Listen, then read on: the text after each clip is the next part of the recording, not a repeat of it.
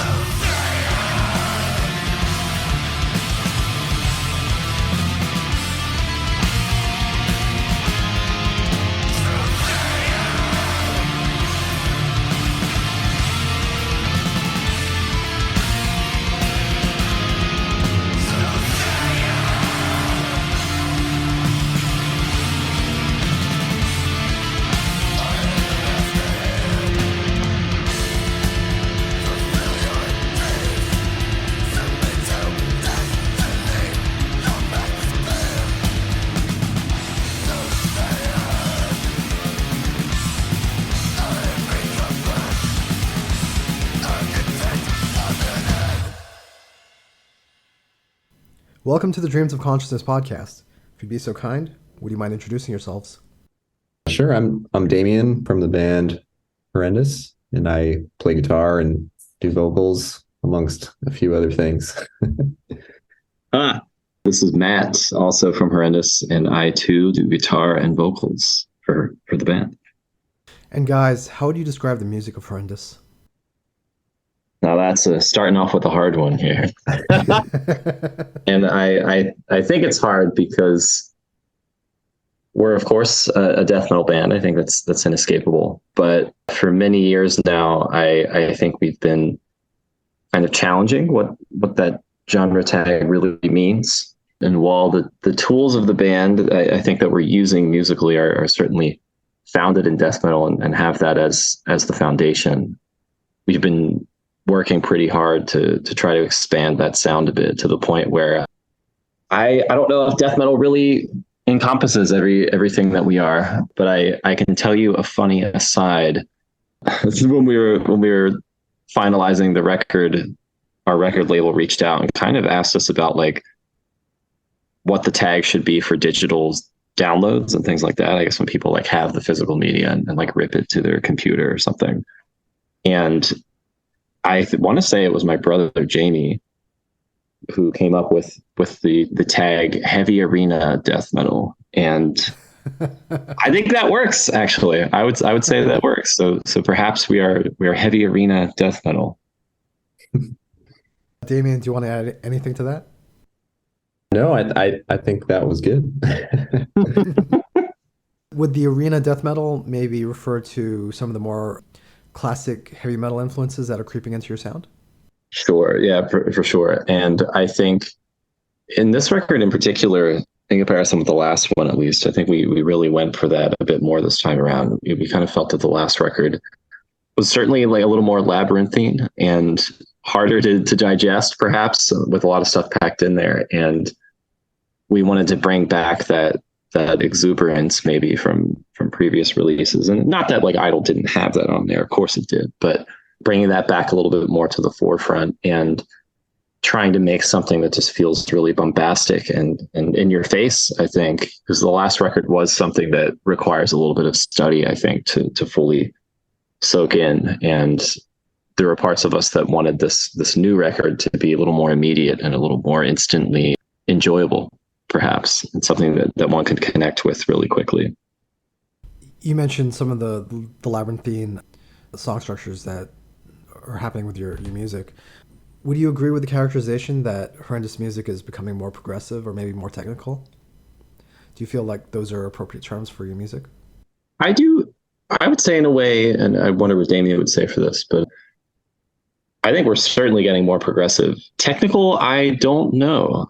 In a way, I would say maybe Idol was more technical than this, just from a standpoint of like what is more difficult to play.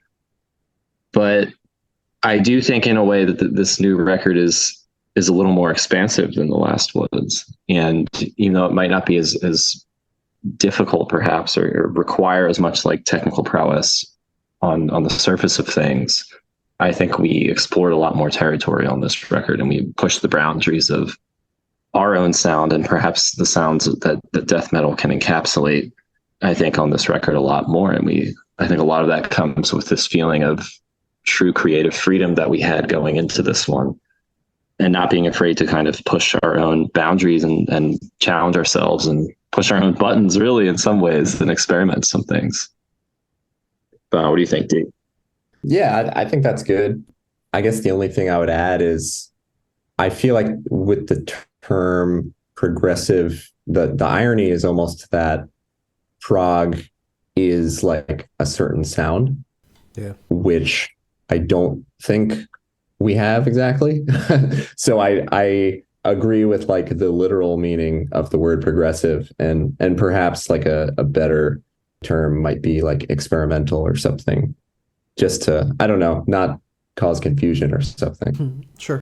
Yeah, no, that is really true. And in a funny way, I think it's almost like we're stepping out of one box into another when Right. I think we're called a progressive band, because I think a lot of people, they hear progressive, it's like, this band's going to sound like Dream Theater or something. We're like, Yeah, no, right. Yeah. or even, I don't know, like Animals as Leaders or something. It's like, no, we are not. Right. That is not Right. us at all, actually. And I think all this just points to this kind of prison of genre tags maybe that is plaguing heavy metal right now, where I guess in a way we are more like an experimental band, but we need to come up with some better words here that people can agree on. Right. Take me back to the beginning, guys. How did you guys meet, and what led to Horrendous forming? I would actually absolutely love to hear Damian's perspective on this one. Well, because I feel like it's funny thinking back. I feel like I've answered this question so many times in interviews where like Damian wasn't there or what have you. It's just how these things work sometimes. yeah. So I met Jamie in college. We both went to the University of South Carolina, and we met probably like, I don't know, the first week. We happened to live in the same dorm, and I guess he could just tell by the way I looked that I was the metalhead. And ironically, I had no idea he was a metalhead because he did not look the part at all. But Still yeah, does so we became friends, and we never like jammed or anything, but a year later, Matt came to the same school, and they're brothers, so they had grown up jamming together. And he probably knows this part a little better than I, but I think they pretty much immediately got like a storage unit that they could use as a practice space, since they had spent so many years playing, in their childhood home basement. They wanted to continue that in school. But yeah, I mean, I guess because I was their friend and they knew I played guitar, they just like randomly asked me to jam one day. And yeah, we had no like intention of starting a band, at least that I'm aware of. We were kind of just playing around as friends. And then I distinctly remember the moment where I started playing this like sort of thrashy galloping riff that became the opening of the Mystic on our demo. And I feel like that sort of like set us on the path of what was to become Horrendous, I think. But another funny part of the story is before we had fully solidified like any songs, I think Matt booked us a show at this local venue in South Carolina called New Brooklyn Tavern. And so once he booked that show, we had to like get serious and write songs so that we would actually have something to perform. And so I was just thinking about this, how like if Matt hadn't booked that show, like who knows what would have happened? Like maybe we wouldn't have started a band. Yeah, it's one of the key details there is I didn't ever mention that I was going to do that. I kind of just showed up one day at practice, was like, hey, just so y'all know, we have a show in 2 weeks. Yeah. Yeah, it's been a hell of a ride. I actually, another fun tidbit of this is like I 100% went to the same school as my brother, like solely to play music.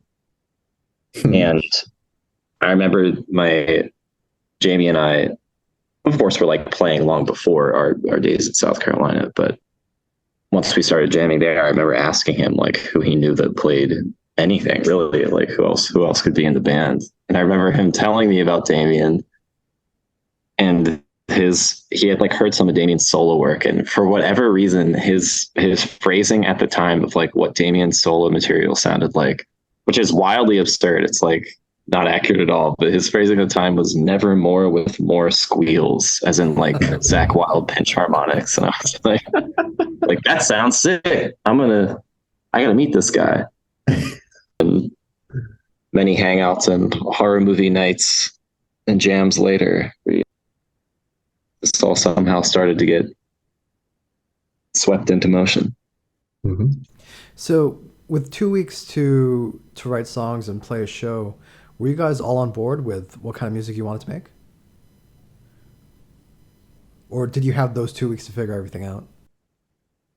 And I mean, we definitely had like skeletons of songs ready to go. Mm-hmm. And we previously, like my brother and I played much more like thrashy punk-ish music, and it's like all my favorite bands always kind of were like more the traditional metal bands and like Megadeth and shit like that. And Damian kind of introduced us to old school death metal. Like we knew who the bands were, but we hadn't really dug into them that much. And I think getting together and jamming, like this is like the first time probably, as Damian said, like that he just kind of like made that riff up on the fly and it just worked. Like all of our strengths, I think, gelled at that point, and the magic was in the air. I think we just kind of followed that first moment and just kept going. And many nights sweating our asses off in that practice spot kind of yielded the fruits of the demo, perhaps. Yeah. And I think that blending of our different influences is, I mean, that is the style that was present from the beginning. And it's not something that would have existed without us having different musical backgrounds. Yeah, exactly. Now, at this stage, were you guys are already called Horrendous, or did that come later? Believe it or not, I think we played our first show with this name. I may have been telling people this incorrectly, but whether we did or did not play the first show under this name, we were originally called Fallacy with a PH. And I mean, we knew the whole time, like we weren't going to keep that name, but we hadn't really found anything else at the time that we like wanted that badly. So we're like, all right, screw it. We're going to be this for the time being. I think finding a band name is maybe the most irritating part of being in a band, or finding a band name that everybody agrees on. You know what I mean? Oh yeah. I don't think I've ever spoken to a band where 100% of the band members were on board with the name. It's just, Mm-hmm. It's what you get called, right? It's what goes on the t-shirt. Yeah. Yeah. Exactly. Yeah, it's a big deal.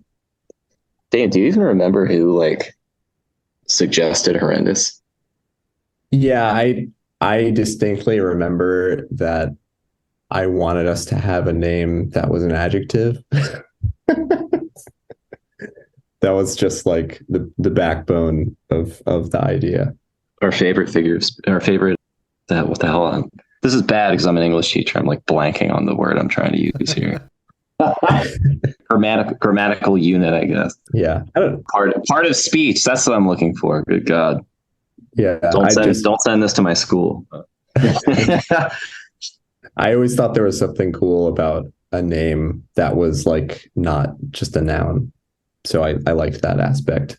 And and surprisingly, Horrendous was not a name that a metal band had used before. So I don't know. It seemed like the perfect move. Well, and it was also like I remember you kind of wanting it to have a ring of like an old death metal band, because a lot of bands were just kind of like one word thing that there was something unsettling about the word, and it was usually an adjective, right? And or verb, I guess. And I remember you bringing that up and us being like, surely someone has that name already. There's no way that like there has to be at least a demo somewhere from like 1990 of some band with this name, and it just wasn't there. It's wild. Yeah. So it became what it is. And it's funny now that like I've talked to so many people, even just like reviewers and things like that, where we're talking about the name and they're like, especially if they weren't really familiar with us before, like, yeah, I saw the name and like, it's like, here we go. Just like another fucking like OSTM kind of homage band. When they hear it, they're like, oh my God. So it is funny that that is the name that kind of stuck.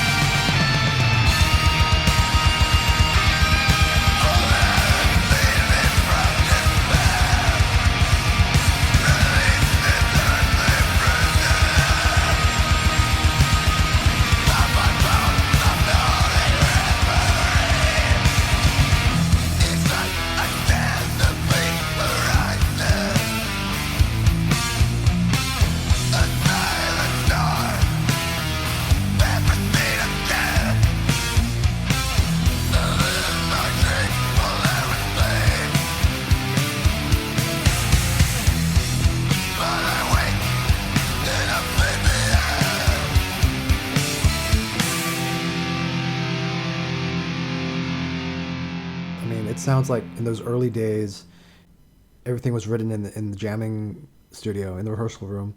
Is that still the case today? I'd say a good amount of it still is. People definitely bring ideas, and I think it's kind of like this process of refining an idea and then bringing it and being open with people working on it and changing it and adding to it. And I've been in band situations before where like people just write entire songs and kind of bring them to practice, and they're like, all right, here's the song. And then I think that robs all the fun of the making, honestly. So we've always kind of had this process of people working on pieces individually to a point, but then kind of just bringing it out into the open and like letting things happen. And everybody, I think we trust each other all so much at this point that it's like we want those ideas and we want that collaboration and we want to see where these things go, because we just know that like none of us individually could ever create just the complexity and like the majesty in a way of like what we end up with. And that's because everybody is kind of putting their mind to it and opening each other's thought processes and like creativity through that collaboration. Spontaneity as well, maybe? Yeah, for sure. Yeah, I think on the new record in particular, it's the first time where we sort of captured some of that spontaneity and improvisation in the songs themselves. Like there's just a lot of improv on this album, and you can hear that we're sort of jamming with each other, which like obviously that happens while we're writing songs, but recording it that way is a different matter altogether. And this record, we finally sort of captured that element of our sound, I think.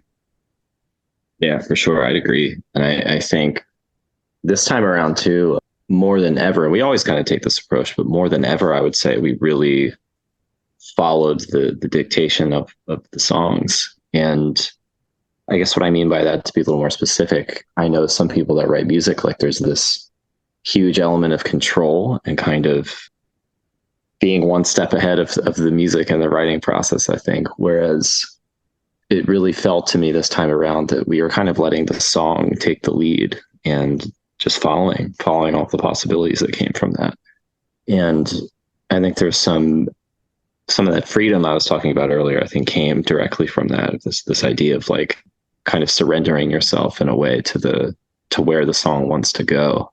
And I think that really paid off and is easy to hear on this record, because the songs, more than ever, I would say, in our catalog at least, are really unique. And every song on this record really does sound different to me. And I think part of the reason for that is that we had these really solid one-of-one ideas, and we really focused on that and let them play out and let them develop their own personalities, as opposed to what felt kind of on the last record to me like trying to fit all of the different angles and edges of our sounds into one song, or into every song, really. Early in our conversation, you described your music as experimental. Does the experimentation come from you guys jamming together and trying to find new things, new ways to interact with each other and your instruments? Yeah, definitely the jamming, and then also the recording process. Actually, just as an example, the vocals they're recorded last, and we don't even write lyrics until the songs are done. But on this album especially, we just like really focused on, we wanted to make the recording process fun and like fully embrace what makes us unique, which I think is sort of being willing to expand the boundaries of what's allowed in the genre, and also sort of experimenting with our voices in terms of like what each song calls for, kind of like what Matt was just saying, and being open to that and being open to whatever comes out, and then taking the time to record all these random ideas, which are sometimes strange, and then sort of deciding what works and what doesn't. And I mean, it was recording vocals was like a super good time on this record in particular. For sure. It was like a circus in the room. It was wild. And I think kind of piggybacking on what Damian is saying here too, it's like a lot of those risks and experimentation like didn't make the record either. I think it's easy to think about these creative processes and like endeavors, and I think especially from an outside perspective where it's like, oh, they had this wild idea and then it became the song and that was the end of it, you know. But there are so many jams and so many ideas that didn't make the record, but I think were like stepping stones in ways to the things that did. And some of them may even reappear later, you know. And I think knowing the scope of the ideas we were trying out and sifting through is important to think about, because that is what you're seeing on the album is like a laser focused and tight version of the complete, like an entire universe of ideas we were working with in the writing process. And I think that's where the real evolution comes in. It's like, okay, this is a great jam. These are the great parts of it. This is why we like it. We're going to build on this. And the other stuff kind of just falls away. But we have some really wild stuff. And sometimes we get into moments where we're trying things out that we like know we're not going to use, but just the joy of doing it kind of takes over. And I think going on those journeys is really important, because you discover so much about yourself as a player and like so much about the possibilities for the band. Yeah. And that experimentation, like, I mean, that's with every instrument. I mean, we're taking the time to explore these things that we know wouldn't normally fit on a death metal record. And so I think that's why we're calling it experimental, because we're actively like fine with doing that. We're not like too scared to try something these days. In terms of your vocal lines, how do you divide who sings what and when you guys take turns? That's a good question. I don't think anyone's asked us that before. I think there's this strange, like, ineffable thing where there's usually like a 95% agreement, I would say, when the songs are kind of finished, of like which song is suited to which voice. And I don't really know what that is or why that is, but the song ends once we're done the writing and it's just like, yeah, that's a Matt song or that's a Damian song. Like, we just know. Maybe Damian has some thoughts on why that is, but I don't really know what the rhyme or reason is for like why we envision one voice or the other. Yeah. I think also, though, there are a lot of moments where if like, and this goes back to the experimentation, but if one of us feels inspired to try something, we take the opportunity and record it. And that's part of why I think every song has like both of us at certain points. Is usually because, well, either somebody else thought it would be a good idea if someone else's voice, you know, did this part, or maybe one of us just, you know, felt the call of the muse or whatever and felt the need to try something. The lyrics on this record, we kind of like always split those duties, but I think each record inevitably becomes like a bit more of one person's project. It's like a little bit more like leaning that way. And this happened to be one that he did a lot for. And songs like Chrysopoeia that has like so many trading vocal lines, like he actually methodically mapped that out and was just like, all right, this is what you're singing, Matt. This is what you're singing, Damian. It was kind of amazing how well he plotted all that out.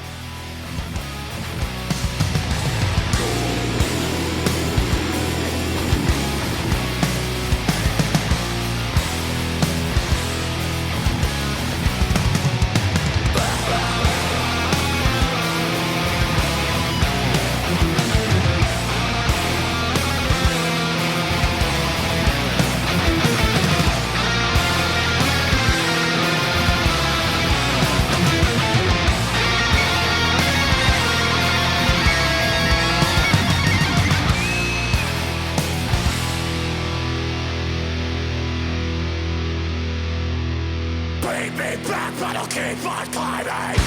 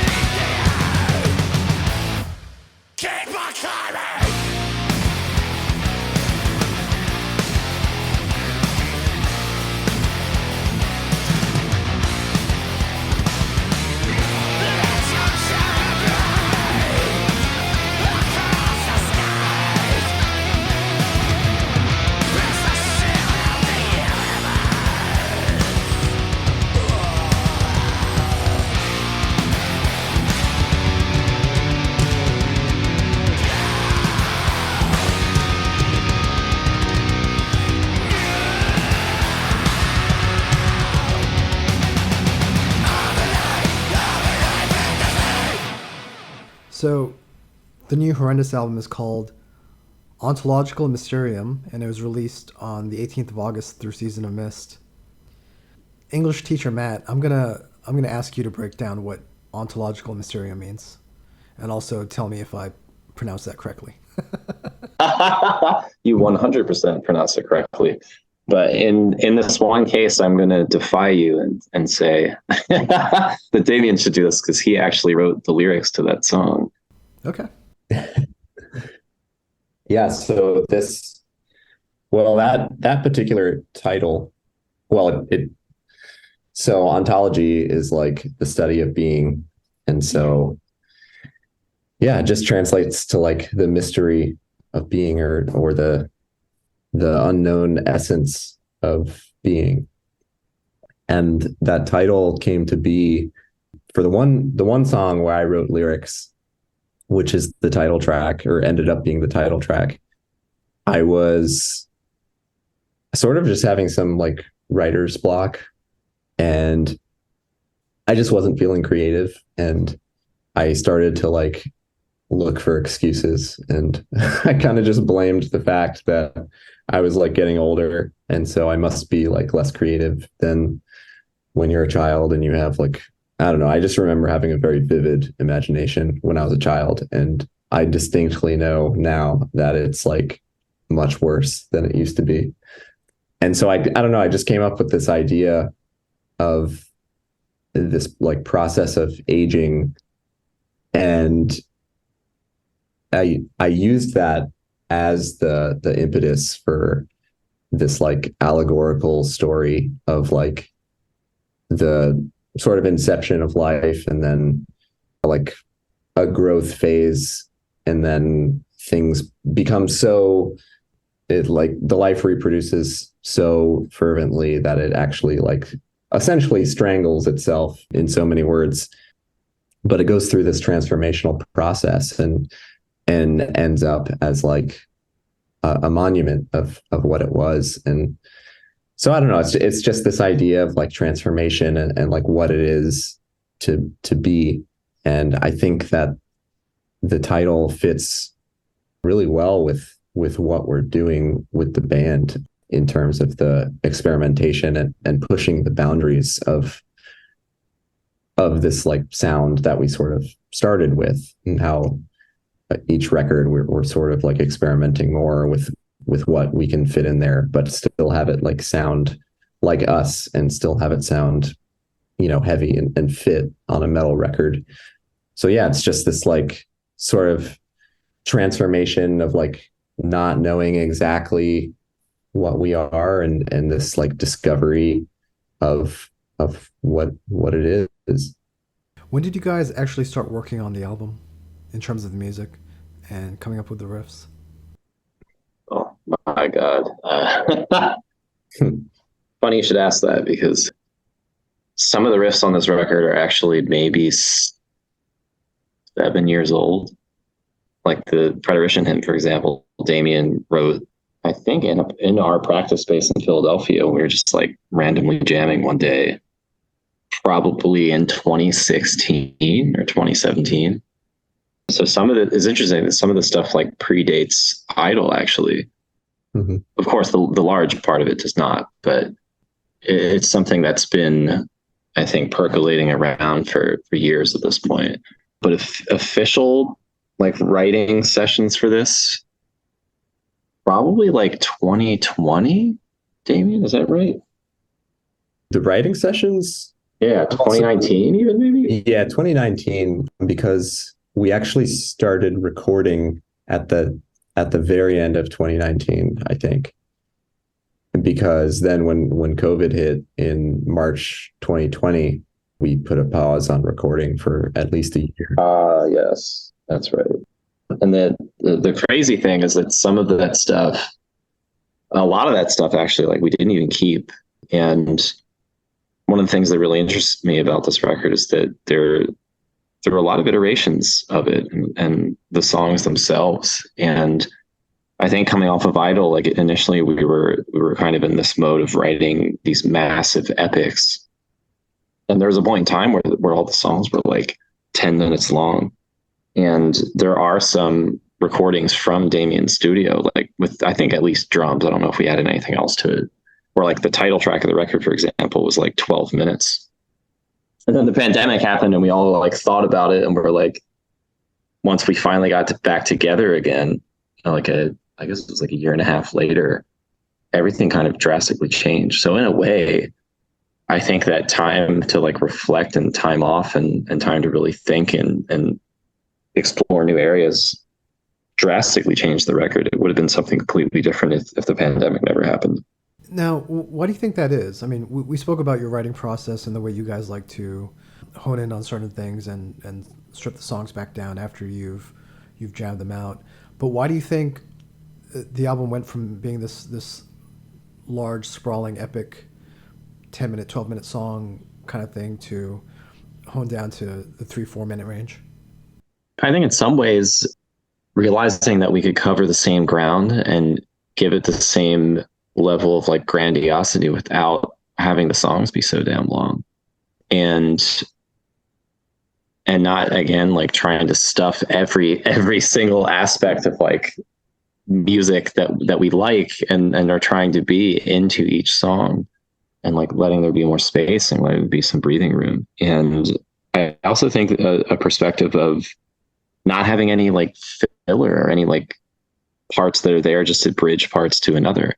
It's not something we like did very often in the first place, but I think when we were the title track in particular, like when we were thinking about that song, a lot of the stuff was like good, but not as amazing as like the beginning and the end. We're just like, fuck it. Why not just shoot the middleman and like get him out of there? And you're going to have the amazing parts in the beginning and the amazing parts at the end. And that's the song. It doesn't need all this stuff in the middle. And I think that willingness to kind of edit and cut and only keep the essentials is in a lot of ways to me what gives the new record this vivacity that it has. Just everything in there is crucial. Everything is important. Everything is necessary. And I just don't think we had that approach before. Yeah. And I think that like succinctness is why the album feels shorter than it is. I feel like one of the biggest complaints we've heard is that the album's like too short. But I mean, it's like 38 minutes, which is pretty standard. I mean, I guess it's our first sub 40-minute album. But yeah, I think there's just so much in there, but like in a succinct way that it just sort of like flies by. Yeah, it is funny. A lot of people are acting as if this was like an EP or something. It's like, dude, it's like it's 4 minutes shorter than the last one. It's like it's not that different, man. Yeah. Funny to see though. I mean, in terms of cutting the songs down, was a lot of it repetition? Just cutting down repetition? Honestly, no. The songs went in even more directions than they are now. And I think it became this point in time where it was like, well, what is the voice of this song? And are these particular sections of the song strengthening that voice? And are they in the same key almost? And not in the sense like literally the same musical key, but like, are they spiritually the same? And I think honing in on that and cutting what didn't feel like it was, what didn't feel that way. And a lot of the stuff that we cut, I could actually see becoming their own songs down the line. Like I have tons of riffs and tons of entire sections that we ended up not using that I think could become their own piece. And I think that's kind of how we arrived at that point. It's like we already, I would argue, have more diverse, a larger variety, and really just like pound for pound more riffs than a lot of bands that are doing this kind of music right now. It's like we can chill a little bit, like let the riffs breathe, let them grow, let them evolve. Like we don't have to move at a breakneck pace all the time.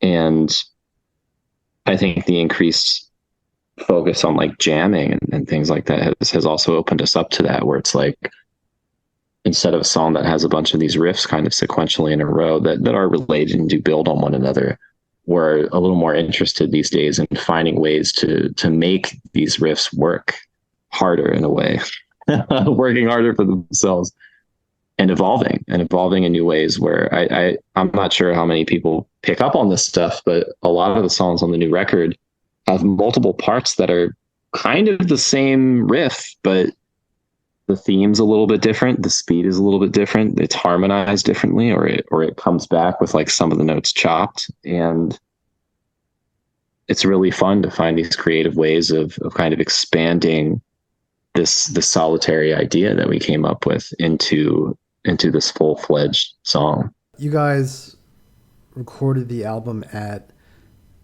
Damian's studio, Subterranean Watchtower. Have you guys recorded all your albums with Damian at Subterranean? Yeah, we have.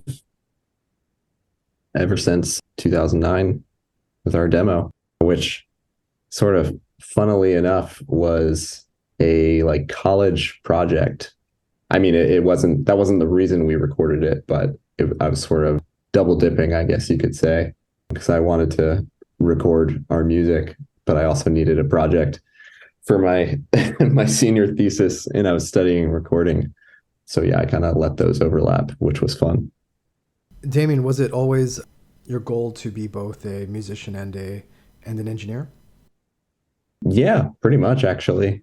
My interest in recording was simultaneous with my learning guitar, almost just like as a function of needing a way to like capture my ideas and the stuff I was writing. But it became this like separate love that I was extremely interested in for its own merits. And yeah, I mean, I remember when I was a teenager, I mean, it almost got to the point where I wanted to write a song just so that I could record it and produce it, which is probably a little bit backwards, but that's just how I am, I guess. And so, yeah, being able to be the engineer for the band has been a lot of fun for me. And I think it's also shaped our records because it has afforded us the time to do all these experiments that we've been talking about, because we're not in some studio paying by the hour. We can take the time to really flesh out all our ideas and hone in on what we want. And yeah, I think you mentioned that there was a lot of improvisation in the recording. Are you guys still tracking separately, or do you record together? Yeah, so on this record was the first time where we, well, for the most part, tracked together, or at least we were, like Matt and I were playing at the same time as Jamie. And yeah, that just made the process so much more fun instead of weeks of just hearing drums and recording those. It was more natural and more like when we were playing together just as a band. And I think that helped the process, both in terms of our enjoyment of it, but also the results. Yeah, for sure. And some of the tracks on the record too, like not only were we playing together, but we were keeping takes of things that weren't necessarily 100% written beforehand. Mm-hmm. Songs like Exogenesis, for example, and like Aurora Neoterica, we really wanted it to feel a bit more like a jam and not just a throughly composed piece. And that helped a lot with that, because it was all of us actually playing at once and like riffing off of each other, which is something we never really did before. Like we've recorded at the same time, but everyone was just like playing the part that they had memorized, This is the first time where we had something that we were working from a shared, agreed upon like riff and something like that, but we were kind of free to just go off after that and kept what we liked and didn't keep what we didn't. We took a bunch of takes of stuff and just kind of sifted through to see what that brought. And it was really wonderful to do that. I think it opened up a lot of doors for us. Yeah, that we're surely going to take advantage of in the future as well. Yeah. And it's also funny, like we've noticed that when we're sort of doing these improvised things or trying to come up with a lead or something, often the first one that you come up with is the best. And often you're not recording the first one. So always the best. We've kind of learned to just like always hit record. And so yeah, a lot of stuff you hear on there is either the first take, or it's kind of like based on the first take and improved and refined even further.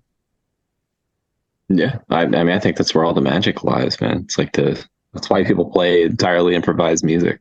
Mhm. And it's funny how much I think that kind of circles back to this idea of control versus surrender. It's like in those moments when you're not thinking about it and you're not fucking sitting there like, I need to write a great lead for this part. Like it flows and it comes, right? And it's been a great journey for us, I think, to be able to harness that a bit more and to do it confidently. We spoke about the way the new album compares to your previous work in terms of song structure and maybe style. In terms of sound, how would you compare the sound of this album to Idol? I mean, sound wise, Idol, I think Matt used the word labyrinthine, and it's like a very foreboding and ominous atmospheric album, very like winding and technical riffs. And this album, it's just more like concise and succinct, maybe even like a little bit more thrashy or something, and more like fun. And it has like a more joyous tone to it almost. I think Matt has some good words about that. They're all sitting in my brain. No, I agree. I think Idol is a dark record for sure. And I think this time around there is kind of this like brazenness to the music, and maybe some hopefulness that's there that I think we've always had as a band. I think that's part of what has set us apart is that element of hope. And I don't know if I want to use the word fun, but joy in the truest sense, and light maybe. And I think that this record really pushes forward with that, where it is a hopeful album, and it's a hopeful record in a way that is simultaneously kind of like challenging the listener to do something. Really, it's a record of action, I think. And part of why, to me anyway, the record feels there's such like this kinetic energy with it is I think because the message and the music and everything around it is really propelling you forward and acting as an armor almost to people can don to like do whatever it is that they need to do. I don't know, whatever it is on their journey that they're doing. And I think Idol was so much more this oppressive feeling almost. Is an analysis and an experience of the things that control us, perhaps. Whereas I think this record is the demonically joyous flouting of those forces, and while also acknowledging the difficulty of doing these things, simultaneously celebrating the joy of overcoming them, perhaps, and the joy of the battle. And I think that's partly what makes it feel so vibrant.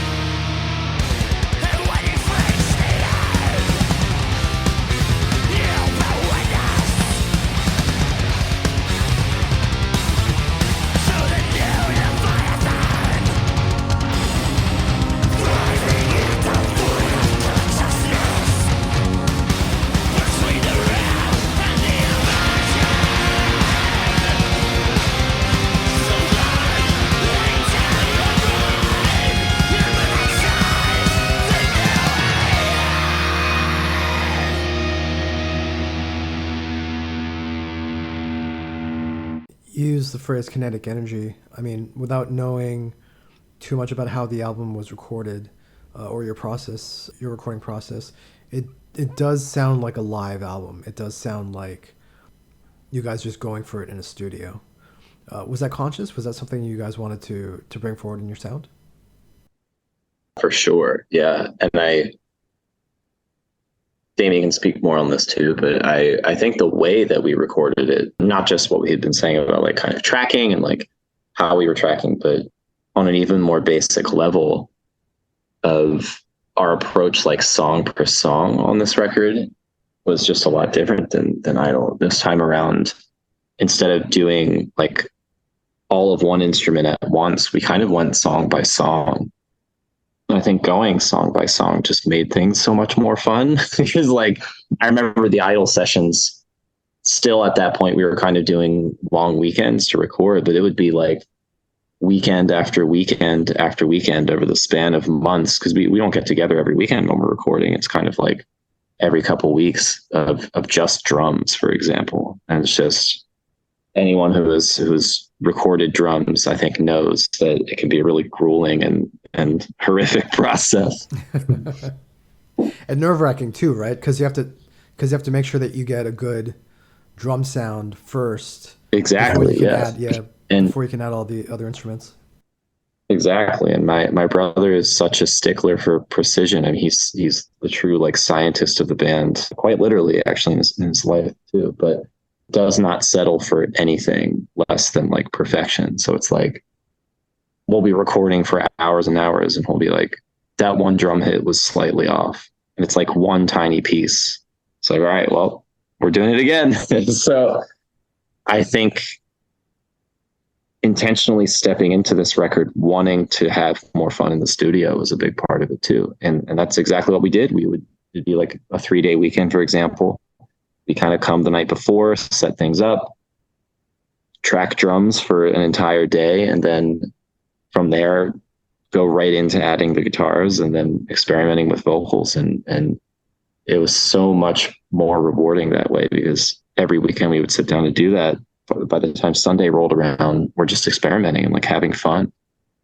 And I think it helped us get a lot more like intimate with each of the songs too, in ways that we couldn't before, where it's like you're coming in for this weekend laser focused on just one song and that's it, and thinking of all the possibilities. So it's like you have weeks to stew on it, whereas when you're recording everything at once, it's like you're busting your ass to be able to play the entire record when it's your turn to record, you know?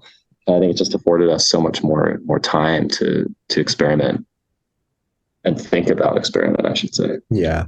And when you're tracking the whole record at once, at least for me, it's like, it's just so much easier to sort of like lose track and forget like what's even happening. But when you're focused on one song at a time, it's just so much better. It's easier and you get a better result. And the other thing I was going to say about drums, it's not just like the rhythm and being the backbone that's challenging. It's basically the hardest thing to record to get a good tone, because I mean, like with a vocal, you know, you're just putting up one mic, and like with a guitar, you can get it done with one mic. But then drums, I mean, we have like 12 mics on a drum kit, and the drums have to sound good, and you have to record them in a way that like sounds punchy. So it's just challenging all around with the drums. Retune the snare that's supposed to be the greatest snare in the world every fucking hour too. Yeah. Well, in terms of those challenges, Damian, Mm-hmm. what's the secret? How do you get a good drum tone? How do you get a good drum sound? Yeah, that's a good question. I mean, the first step is trade secrets. I mean, you have to tune the drums, and then I mean, personal preference comes into play a lot. Like I like really dry snares and low tuned snares, so we like to put a lot of damping on the snare so that it's not like ringing all over the place. And then I mean, there's also, I mean, there's different techniques with the overheads. I mean, I think it was, I think it was Anareta where I actually didn't use overheads and I just spot mic'd each cymbal, which was actually really interesting. That it could have been idle actually. I can't remember exactly, but that was a fun little experiment to have ultimate control. But obviously your cymbals have to sound good, and a lot of cymbals don't sound good. And but yeah, another funny thing is that the drum kit we've used on all of our records is this like pretty cheap drum kit that I got for like a birthday or something when I was a teenager. I always forget about that. Yeah. Well, so the kick and the toms, like we've replaced the snare and the cymbals and stuff, but like yeah, the kick and the toms are just this like cheap PDP kit that for whatever reason actually sounds great. And oh, the other thing I was going to say about drums is like, and getting back to the challenges, it's particularly like for us, I mean, a lot of bands will replace, or a lot of engineers, they replace the drums after recording. So they'll like use samples and stuff. Yeah. But yeah, we're trying to keep a natural sound and not do that. And so that makes it all the more important to capture a good sound in the first place. I mean, would you say that that's your guiding philosophy for recording music? Do you want to keep everything as natural and true to the source as possible? Well, actually, not necessarily, because I don't think that a well mixed album sounds like a band just playing in a room. So there's definitely some artistry there in terms of how you want things to blend. I guess I just meant that like we want the drums to sound like Jamie's actually playing, as opposed to like Jamie hitting a pad that then triggers a sample on a random drum kit that just sort of sounds like weirdly robotic or something. But yeah, I mean, like, I don't know, recording a very dry snare and then tossing reverb on it. I mean, that's not exactly very natural or real sounding, but I think it sounds good. And so my philosophy is more just like making everything sound good, but also leaving room for everything to shine. And it's a tough balance, especially with songs where everybody's like doing their own thing and there's a lot of layers. Things can get murky. So yeah, I've always just cared about clarity, but not in like a sterile way. So yeah, sort of a mix of like modern and more old school, I guess is my philosophy. I just want to clarify one thing Mm-hmm. before we finish up.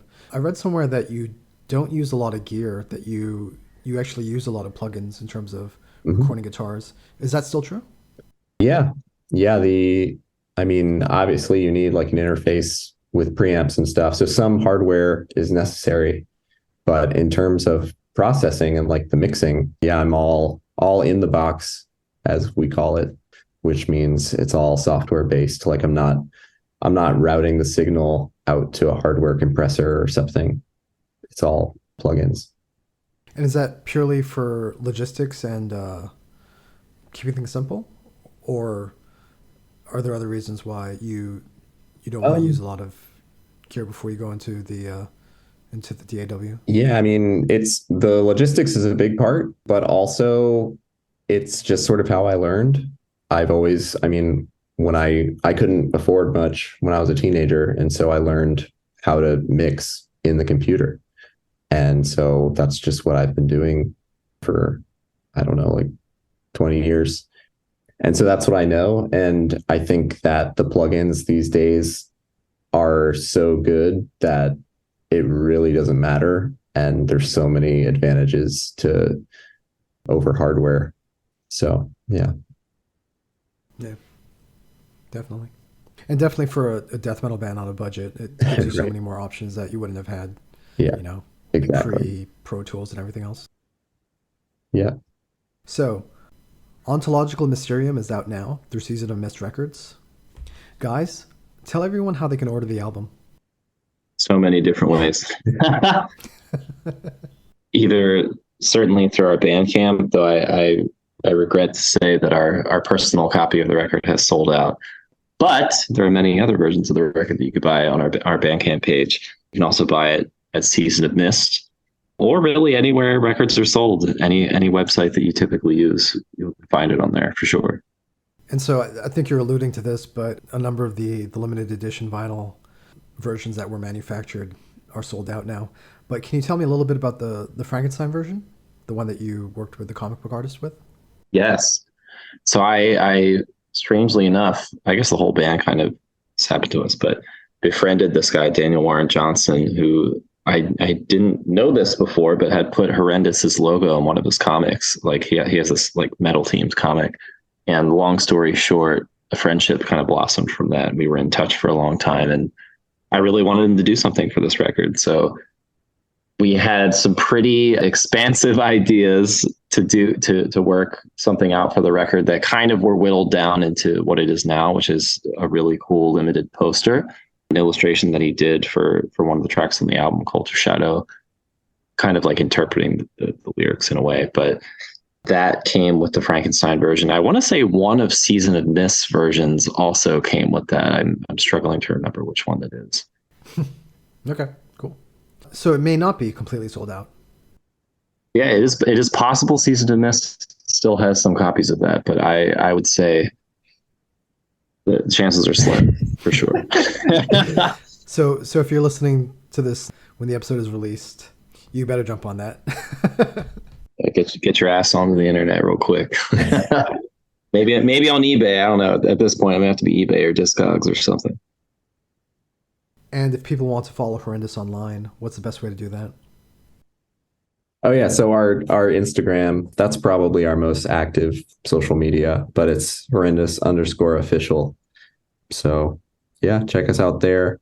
We have a link tree also that like links to the Bandcamp and everything. And yeah, which is the Bandcamp is horrendous.bandcamp.com. So pretty simple there. Now, are you guys gonna get on any tours for the rest of the year, or possibly the beginning of next year? Yeah, we're in the works for planning some stuff. As bands always say, we can't really say much about it yet, but definitely looking forward to getting this on the road, because we kind of felt that we were robbed of the chance with our last record a bit. I want to rectify that and make sure that Ontological Mysterium gets a lot of wear and tear on it on the road. Since we were talking about improvisation, I'm wondering, I'm curious if you guys get a chance to improvise more when you're playing live, or if you keep it pretty strict to the recorded versions of the songs. Well, it's funny you should say that. On the tour that we just did in July, for some reason, I don't know if it was the heat or something, but like we broke more strings than ever before, and this time more than any other, the rest of the band just kind of jammed. And I think as a testament to how good we've gotten with playing together kind of on the fly, like a lot of people after those gigs would come up to us and be like, yo, that part in the middle that happened when you guys were like jamming, that was my favorite part. That was so good. Like, did you plan that? And of course we're like, nah, it's just like, no, I broke a string, and then people just kept playing, you know? And I think that's really encouraged us to take that a step further as we're going out of creating these spaces for us to jam. I think we do shine, and we've known each other so long and have played with each other so long that it just seems like a logical thing to do that could separate our show from other bands. Sounds like Season of Mist needs to make plans for a live album. I honestly think that would be wise, especially once we hone this in a bit more. Hopefully one day we'll get to like the Grateful Dead levels where people are recording every show for the improv that happens. The unique improv each night. Yeah. So you guys have been very generous with your time, but is there anything else you want to say? No, I mean, thanks for having us on. We enjoyed the interview, and yeah, we really appreciate it. We're grateful for the response so far to the album, and yeah, really, really encouraged by people enjoying what we're creating. And yeah, thanks so much. See you on the road. Thanks, guys. Peace.